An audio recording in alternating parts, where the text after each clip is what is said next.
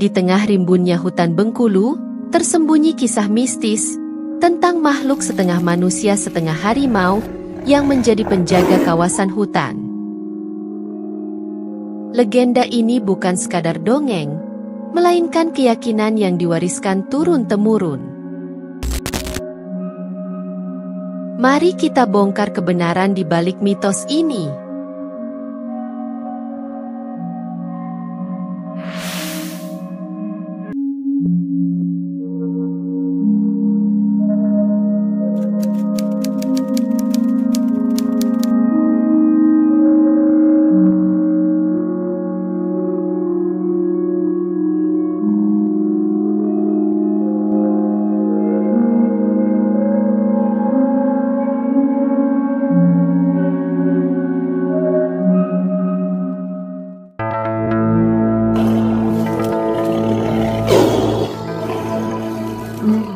Di Bengkulu sudah mengakar kuat keberadaan harimau jejadian atau jelmaan, sampai penulis terkenal Motinggo Bushe menuliskan kisah 7 manusia harimau yang terinspirasi dari kisah legenda di Bukit Sarang Macan yang berada di suatu desa di Kabupaten Lebong, Bengkulu.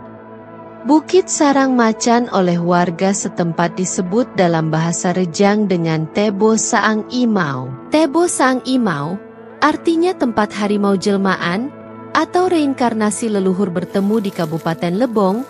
Warga setempat meyakini para harimau jelmaan akan menampakkan diri bila kondisi masyarakat sedang kurang baik atau sedang dalam kondisi panas. Mereka juga menyerang hewan peliharaan dan memakannya sebagai peringatan kepada warga.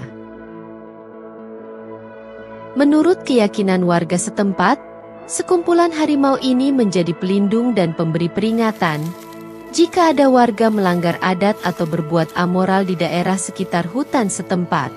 Tak hanya pada situasi kurang baik, harimau juga biasa menampakkan diri pada bulan Mulud atau Maulid Nabi.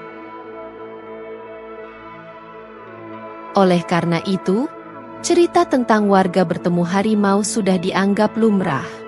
Namun, tak ada cerita soal harimau yang melukai atau membunuh manusia. Warga tidak menilai harimau sebagai masalah atau musuh. Selain tempat bertemu, kawasan hutan Bukit Sarang Macan juga dipercaya sebagai tempat harimau Sumatera untuk mencari mangsa. Di bukit ini, siapapun yang merusak lingkungan hutan akan mendapatkan balasan. Warga yang tidak ikut merusak juga bisa terkena imbas. Oleh karena itu, hutan Bukit Sarang Macan termasuk bebas dari aktivitas perusakan.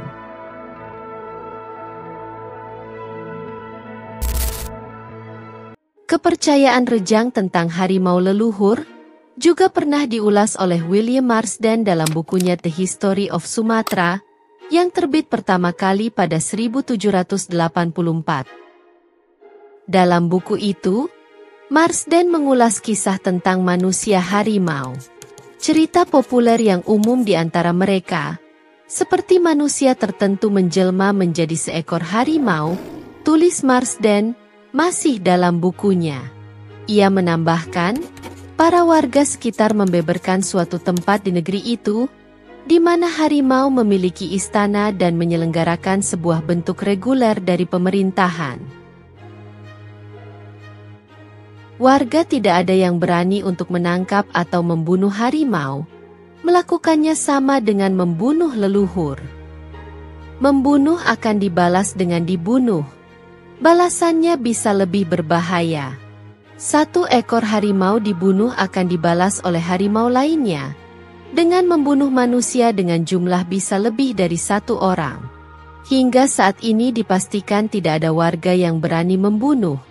Memasang jerat untuk harimau Sumatera pun belum pernah terdengar. Kondisi hutan Bukit Sarang Macan sampai saat ini dinyatakan belum terjamah. Untuk pemanfaatan, warga hanya boleh mengambil buah hutan, tanaman obat dan madu dengan tidak merusak pohon.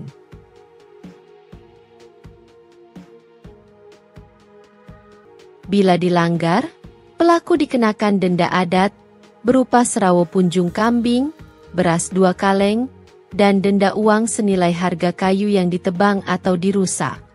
Pemilik kebun yang berbatasan langsung juga dilarang melakukan pembakaran sebelum menyiapkan pembatas atau parit.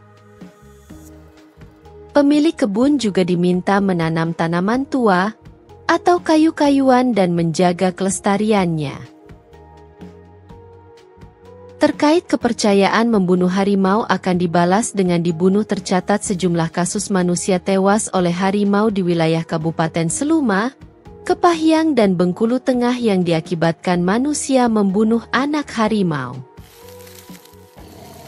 Bahkan, terdapat cerita saat masa penjajahan Belanda dulu, suatu kampung diserang oleh sejumlah harimau karena membunuh anak harimau.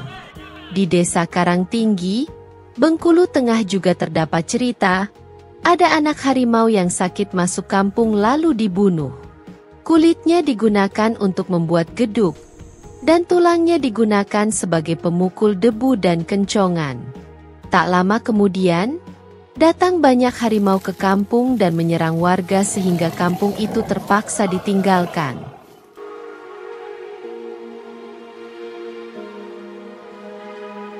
Itulah kisah harimau hutan sarang macan dari Bengkulu.